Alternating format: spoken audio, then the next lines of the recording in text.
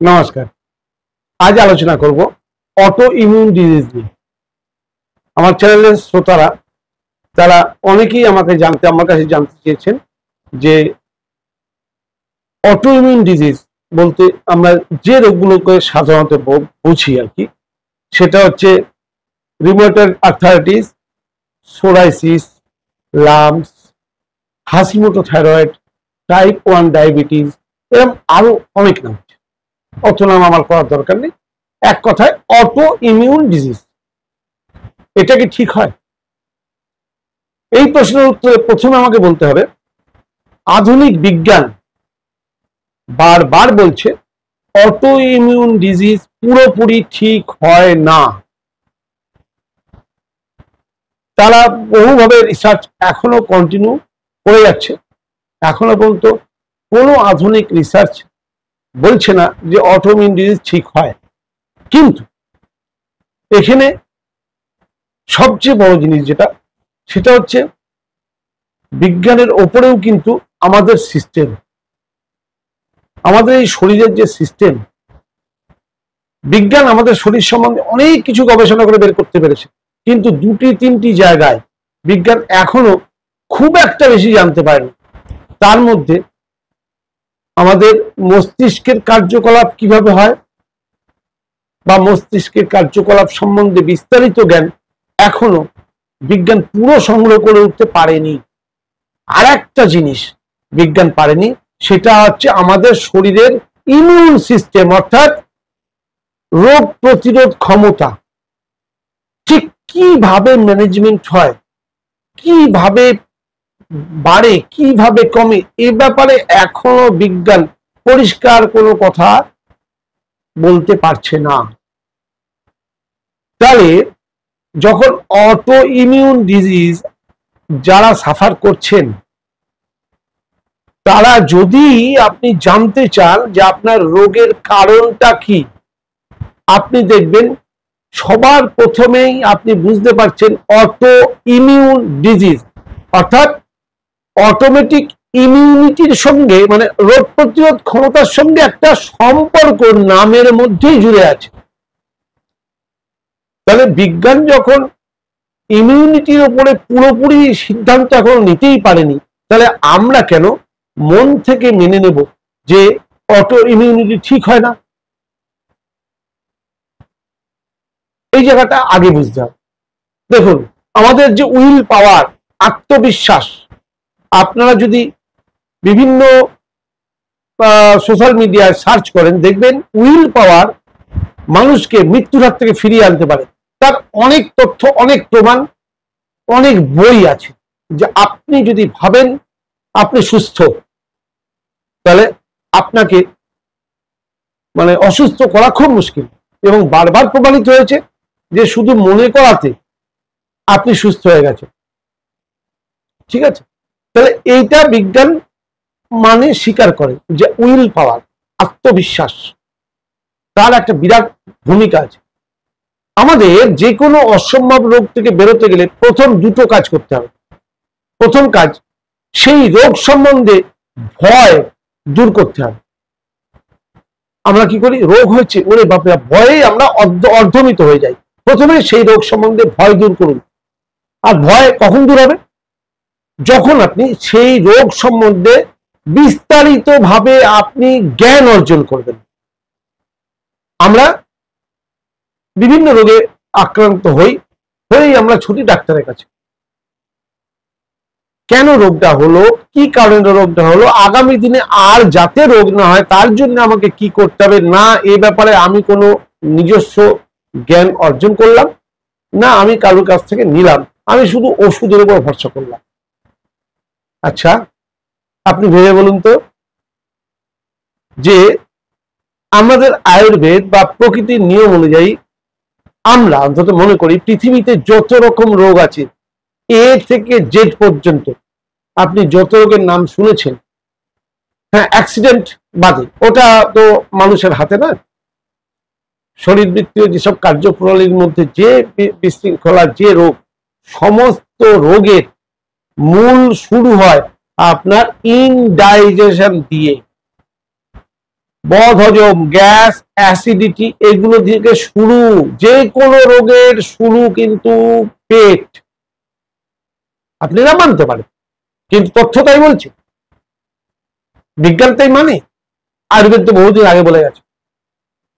এবার আপনি ওষুধ খাচ্ছেন, ভালো করে বুঝে নিন, অসুস্থ হলে ওষুধ তো আমাদের খেতেই হবে, কিন্তু আপনি ওষুধ খাচ্ছেন। আচ্ছা, ওষুধ কি শরীর খায় না? ওষুধটা পেটে গিয়ে ডাইজেস্ট হয়ে তার থেকে যে নির্যাস, যে কেমিক্যাল গুলো ওষুধের মধ্যে আছে, সেই কেমিক্যাল গুলো যখন রক্তে যায়, তখন সেই কেমিক্যালের প্রভাবে আমরা আস্তে আস্তে রোগ থেকে বেরিয়ে আসি। যার হজমের সমস্যা, তার যে ওষুধটা খেলেন, সেই ওষুধটাও তো হজম হবে না, আপনার সঠিক অ্যাবজর্বেশন হবে কি করে? আপনি এই জায়গাটা ভাবুন। তাহলে আজকে অটো ইমিউনিটি, যদি আমি বলি যে অটো ইমিউনিটি আপনি পারেন কন্ট্রোল করতে, দেখুন অটো ইমিউনিটি সম্বন্ধে বিজ্ঞান কি বলছে। আমি যেটা বলে গেলাম একটু আগে, বিজ্ঞান বলছে না ঠিক হয় না, আধুনিক বিজ্ঞান বা আধুনিক ডাক্তাররা বলছে ঠিক হয় না। এই তথ্য আমি ডেসক্রিপশন বক্সে দিয়ে দেবো, এটা আমি আমার ব্যক্তিগত মত বলিনি, আমি ও পড়াশোনা করে পেয়েছি এবং সেই তথ্য আপনাকে আমি দিয়ে দেবো। কোন কোন মেডিকেল জার্নাল কি কি বলছে, সেই জার্নালের ডিটেলস আমি দিয়ে দিচ্ছি, আপনারা দেখে নেন। এছাড়া মেডিকেল জার্নালে অটো ইমিউনিটি ট্রিটমেন্ট, তারা কি বলছে? তারা বলছে অটো ইমিউনিটি ট্রিটমেন্ট পুরোপুরি তো সুস্থ করা যায় না, কিন্তু কতগুলো জিনিস তারা করে। তারা প্রথমেই যেটা করে সেটা হচ্ছে লাইফস্টাইলে পরিবর্তন করে রোগের কারণ। অটো ইমিউনিটি অ্যাকচুয়ালি আপনার ইমিউনিটি আপনার বিরুদ্ধে কাজ করছে। আপনার গাট হেলথের মধ্যে লিকি গাট হয়েছে, নাম শুনে থাকবে না তো, লিকি গাট। লিকি গাট অর্থাৎ গাটে লিক হয়েছে, অর্থাৎ ফুটো হয়েছে আপনার লাইফস্টাইলের জন্য, আপনার ভুল খাওয়া দাওয়ার জন্য, অত্যাধিক স্ট্রেস নেওয়ার জন্য লিকি গাট হয়েছে। লিকি গাটের ফলে আজকে আপনার অটো ইমিউন ডিজিজ হয়েছে। আপনি অটো ইমিউন ডিজিজ থেকে বেরিয়ে আসার জন্য মুঠো মুঠো ওষুধ খাচ্ছেন, আর ডাক্তার বলে দিয়েছে ঠিক হয় না, আপনি নেটে সার্চ করে জেনে নিয়েছেন ঠিক হয় না, আপনি হতাশায় ভুগছেন। এইভাবে তো ঠিক হবে না। আমি এর আগে একটা ভিডিও বলেছিলাম যে আমার মিসেস, তার রিউমেটয়েড আর্থ্রাইটিস হয়েছিল। আমি বহু চিন্তা ভাবনা করে, আমি দুটো তিনটে স্টেপ প্রয়োগ করে আমি তাকে আজকে সুস্থ জীবন ফিরিয়ে দিতে পেরেছি। তার জন্য কি করতে হয়েছে আমি সেটাই শেয়ার করব। আপনারা যারা অটো ইমিউন ডিজিজে ভুগছেন, তারা, রোগ যাই হোক, নামটা যদি ডাক্তার বলে থাকে এটা অটো ইমিউন ডিজিজ, তাহলে আপনি এই কাজগুলো করুন, আপনি রোগ থেকে 99% বেরিয়ে আসতে পারবেন। হ্যাঁ, 1% ছাপ আপনার শরীরে থেকে যাবে, কেন অটো ইমিউন ডিজিজ বিজ্ঞানও বলছি এবং পুরো ঠিক হয় না। আমার অভিজ্ঞতাতে দেখছি আমার মিসেস 1% কিন্তু এখনো তার রয়ে গেছে। যদি বলেন কিভাবে বুঝলেন? তার লাইফস্টাইলে একটু ভুল করলেই সে বুঝতে পারে যে তিনি বলছেন আমি আছি, সাবধান। অতএব অটো ইমিউন ডিজিজ থেকে বেরোতে গেলে আমাদের কি কি করতে হবে সেটা একটু আলোচনা করি। অটো ইমিউন ডিজিজ থেকে বেরোতে গেলে সবার প্রথম চাই সঠিক স্বাস্থ্যকর আহার। Fast food, junk food, chemical food, process food পুরোপুরি ছাড়তে হবে যতদিন পর্যন্ত আপনি ওই 90% রিকভারিতে নিয়ে না যেতে পারছেন। ওই 30% 40% রিকভারিতে যদি আবার ছেড়ে দেন, আবার ফেরত আসবে। অর্থাৎ আপনাকে ন্যাচারাল খাওয়া দাওয়ায় ফিরতে হবে, নিয়মিত শরীর চর্চা আপনাকে করতেই হবে। এটা আয়ুর্বেদের মত, আমারও মত, আধুনিক বিজ্ঞানে বলছে অটো ইমিউন ডিজিজকে যদি কভার করতে হয়, তাকে যদি নিজের বশে রাখতে হয়, তাহলে আপনাকে নিয়মিত শরীর চর্চা করতেই হবে, স্ট্রেস ম্যানেজমেন্ট করতেই হবে। স্ট্রেস ম্যানেজমেন্ট না করলে আপনার অটো ইমিউন ডিজিজ কখনো ঠিক হবে না। কারণ আপনার ওই যে বললাম, প্রথমে আপনার অগাধ ভক্তি বিশ্বাস রাখতে হবে আমার ইন্টারনাল সিস্টেমের উপরে। আমি ভুল করেছিলাম বলে আজকে আমার রোগ হয়েছে, আমি যদি যে যে ভুলগুলো আগে করেছি সেই ভুলগুলো যদি আর না করি, আমি বিশ্বাস করি আমার শরীর থেকে রোগ বেরিয়ে যাবে। এই ফিলিংস যে দিন আপনার মধ্যে আসবে সেদিন আপনার টেস্ট ভ্যানিশ, রোগের জন্য কোনো টেস্ট থাকবে না। এই ফিলিংসটা আপনার মধ্যে আনতে হবে। ঘুম খুব জরুরি, অটোইমিউন ডিজিজের জন্য ঘুম খুব জরুরি।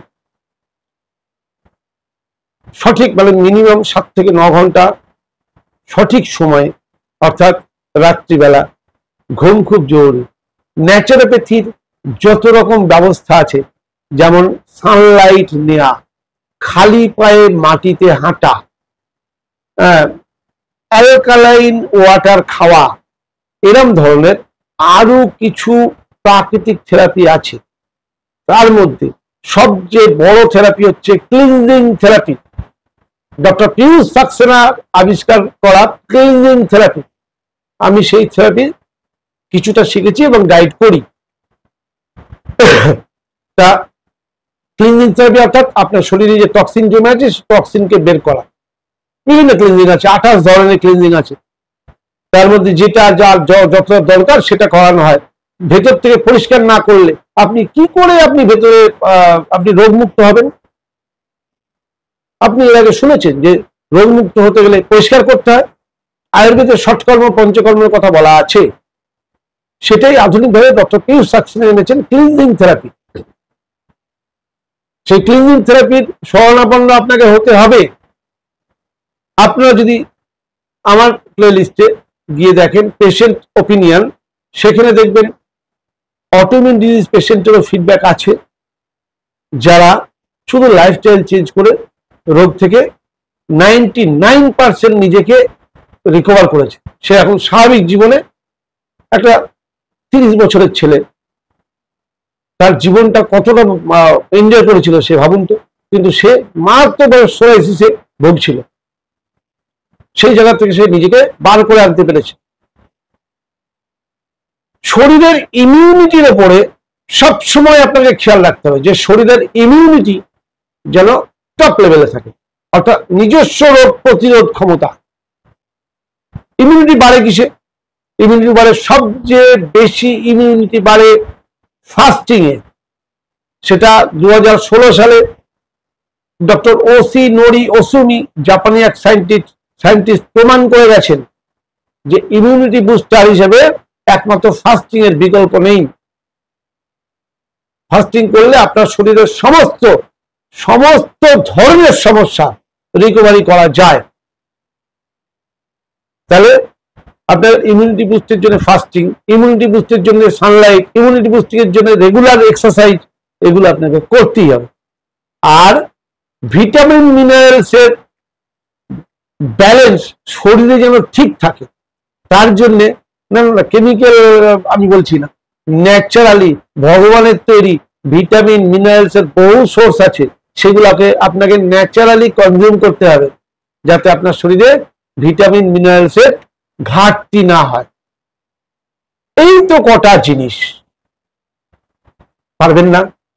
এই রোগ যন্ত্রণা, এই কষ্ট, আপনি সোরাইসিসে ভুগছেন, আপনি রিউমেটয়েড আর্থ্রাইটিসে ভুগছেন, কি যন্ত্রণা, কি সোরাইসিস রোগীদের কি মারাত্মক ইচিং, দেখতে বাজে লাগে, সমাজে চলতে লজ্জা লাগে।